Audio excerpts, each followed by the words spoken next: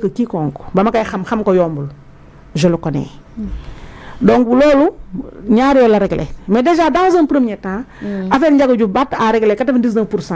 1% la dese. mu des 1%. 1% boobu mooy loolu mu nga xam ne il va terminer d'une belle manière cette affaire là te la famille de Ndiaga Diouf aussi man dama leen di gërëm di leen sant parce que fii élément Sénégal la yu fi xew bari na tey famille Ndiaga Diouf mënoon leen gis su ma nee famille Ndiaga Diouf mooy ñu mbokkal deret ñu kii ñuy wër télé yi wër rajo yi di def naka sulul noonu xam nga am na peut-être lu fi xewoon ci législative yooyu ak yu mu demee mais xam nga mënoon nañ ko gënoon exploiter mu demee neneen demeewul noonu loolu nag lu yàlla may su Barth la te ñoom dañ leen di gërëm famille Ndiaga Diouf di leen massawu ndax comme ni ma wax tout le temps Ndiaga Diouf ba muy jóg bés boobu di génn di dem gëw ma ne seen waa këram xamoon nañu li muy defe ji moom Ndiaga Diouf ci boppam bu xamoon ne bu demee loolu ko ca fekk du dem waaye kon loolu yëpp yàlla la yàlla na da nga koy jox lu mu moom te Barth xam na ko donc bu Barth dafa réglé ñaar yooyu mais beneen bu Barth gën a réglé mu gën a am solo mooy Barth dafa xam boppam xamul woon boppam ñi muy ànd ña moo leen gën ñi mu doon jàppale ñëpp de Khalifa Sall en passant par Ousmane Sonko Barth moo leen gën aller ak retour moo leen gën xol la preuve ñoom ñaar ñooñu Khalifa Sall génne la Barth ci capital man gis naa j'ai été déçu de la communication de Abba Mbaye gis nañ ne man je n'ai jamais vu Abba je n'ai jamais vu mais je l'ai beaucoup j'ai toujours apprécié parce que je trouve que jeune la bu am xam-xam bu bëgg dara et tout mais communication moom ku ko war a defaraat la ka dégg naa ko mu ni ni mu ko waxee genre na Barth munoo bëgg ut réew ci haine xawma lan Barth n'est pas dans la haine c'est lui Abba qui semble être dans la haine parce que ba tey li ma ne Barth dafa defar communication xaaral ma ñëw xam pourquoi ma ne la Barth pourquoi ma ne Barth dafa réglé communication mooy Barth doo ko dégg ci ay le Barth d'avant moo Ousmane Sonko ñoo yemoon moo taxoon ñu mën a ànd boo ko waxee léegi midi 5 mu génn tontu la tontu ñagas ñoom lu ñuy jaay Barth bu dee ay ñu baal ma bu dee ay affaire réewande Barth mën nañu wax ne bu mu juddoo la réew te am na raison réew fii la dëkk ba denc waaw xool fii la dëkk sa remettre dëkk booy town la dëkk ci kii bi yor lu mu yor moo ni ngam yor xam nangam am na yoo xam ne bu ko nit di jaay da ngay xam da nga koy reetaan quoi bu dee réew moo la nga na réew bu dee fit prouvé ne mos Barth soxla di wane si dëkk bi sax Barth c'est un enfant de la République soxlawul di wane dara fii soxlawul di prouver fi dara ndax def na fi lépp prouver na fi lépp ñëpp xam nañ ko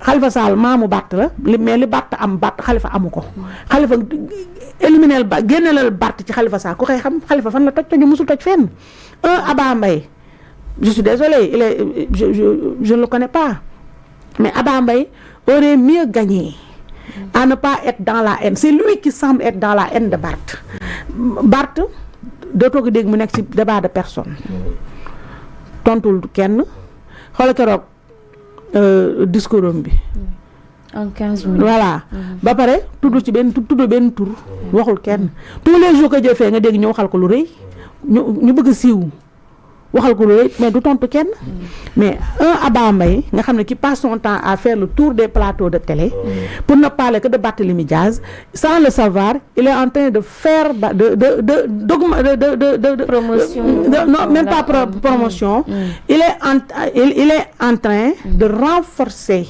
Barthélémy Diaz dans ce qu'il est mais par la même occasion Abba Mbaye est en train de s'affaiblir davantage te Abba bu mu fàtte ne nekkagul benn Abba nekkagul xam nga boo nekkagulee dangay moytu koo xam ne nii neew ma nekk na mais mi ngi si yoonu nekk Abba tegagul ci yoonu nekk te Sénégal ñoo dépassé léegi ay débat de personne Sénégal fu mu toll nii dañoo soxla profondeur lañu soxlatuñu surface tey jii Abba li muy def du yëfu góor xam nga léegi dafa am ñu ñàkk fayda yoo xam ne xam nga waaw xam nga dafa am ñu ñàkk fayda yoo xam ne moom Abba tey man par contre kii Mbaye moomu Léopold Mbaye. Moi, j'ai adoré ce qu'elle a dit, parce que je suis tout le monde. Surtout quand on parle d'un sujet qui m'intéresse. Man tay képp koy wax ci Barthélémy dama tok déglu bu baax. Parce que man a Bart dañuy wax. Te daf may déglu. Bokk naa ci ñi muy déglu. Dama tok déglu. Léopold Mbaye, moi j'ai bien aimé sa communication. Il n'a pas été dans le personnel.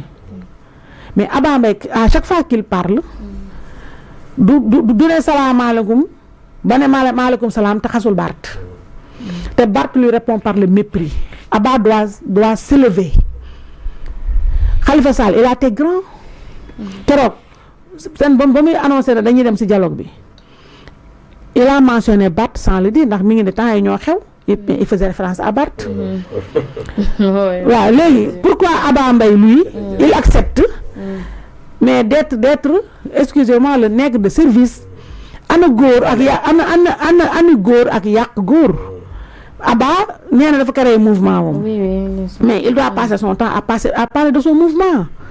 Il doit passer son temps, il a plus à gagner à parler de lui, de ce qu'il veut faire, d'où il veut aller, du Sénégal, lu ñu découvrir parce que les gens Abba Mbaye lu ñu ko xamee mooy ci ginnaaw Khalifa Sall doon nekk.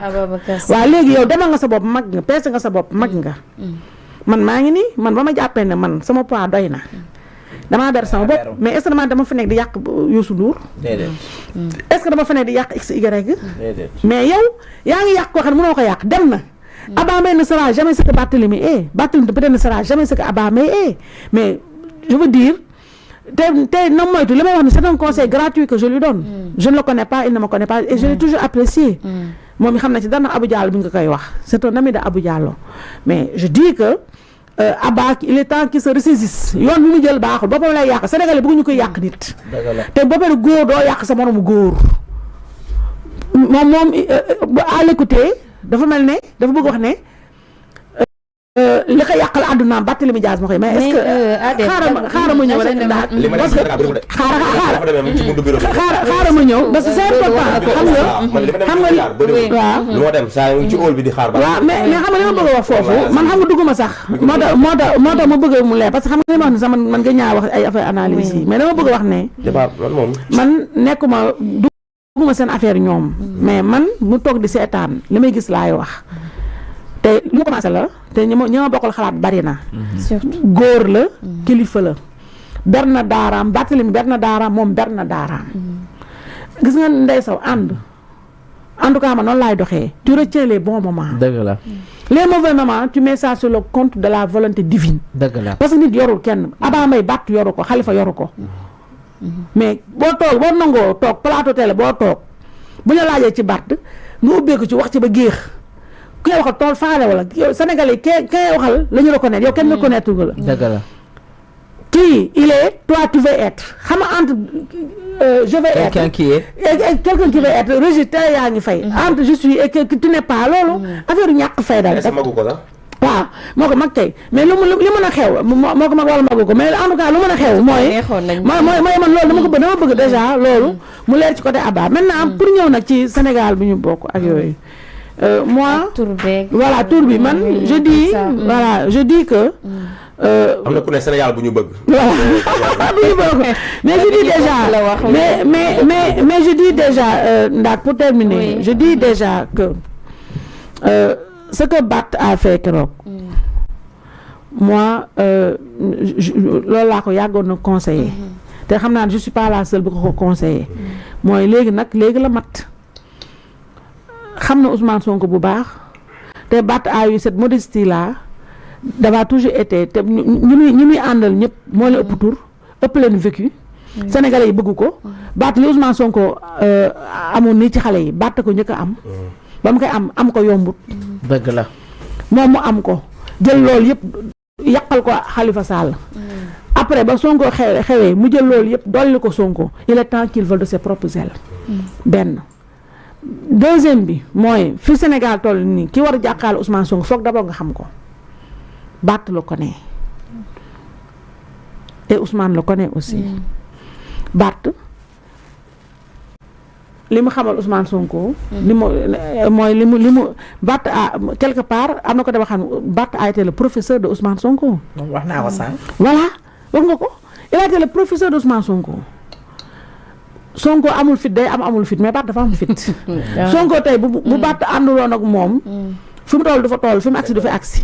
Barth war na ko rouage réew mi war ko nu ñuy xeexee Sonko du xeexkat day xeexaloo nit ñi mais ma du xeexkat. Barth day xeex wàcc ci terrain bi.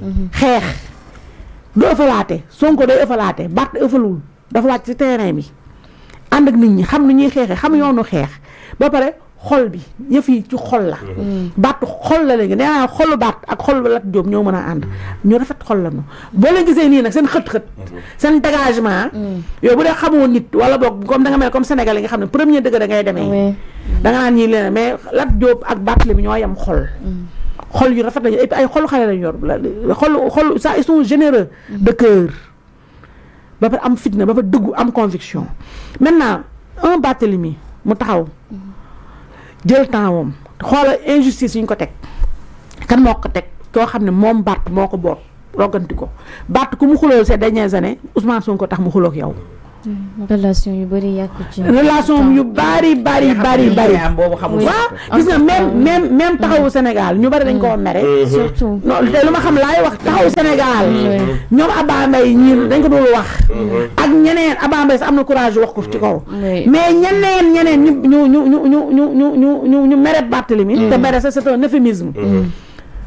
ci biir taxaw sax dañu jàpp ne ba mu nekkee maire waaw bañ ne ñu ba lañ jàpp ne ci ñu mu doon ànd ses compagnons da taxaw Sénégal dañoo jàpp ne Barth ba mu nekkee maire de Dakar dafa privilégié ñoom Abba kii Faale man Faale dañoo man sama sant sax xam naa ko changé ba ci kanam ñoom Abbas waaw man xaama jël sama mais waaw xaama jël sant Abbas Fall waaw ay Abbas Fall ñooñu ñëpp nga xam ne dañoo jàpp ne. ñoom ñëpp Dakar.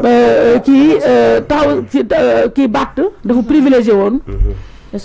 Ousmane Sonko ak jegeñaal Ousmane ñu bëri mere ko. eenoo ko ci loolu moo leen topp ba tey. kon Ousmane Sonko moo desal Barth desalu ko dara. te gis nga Barth nu mu honnêté. tey jii Sonko lépp lu mu jàpp ne lépp lu mu waxal lépp lu mu jàpp ne xamal na ko Barth lu mu ko mën a waxal mi ngi koy wax ci xam nga Sonko ku ne xam ne man en tout cas ñaanuma yàlla mu xamal ma dara. ndax lu ma la xamal.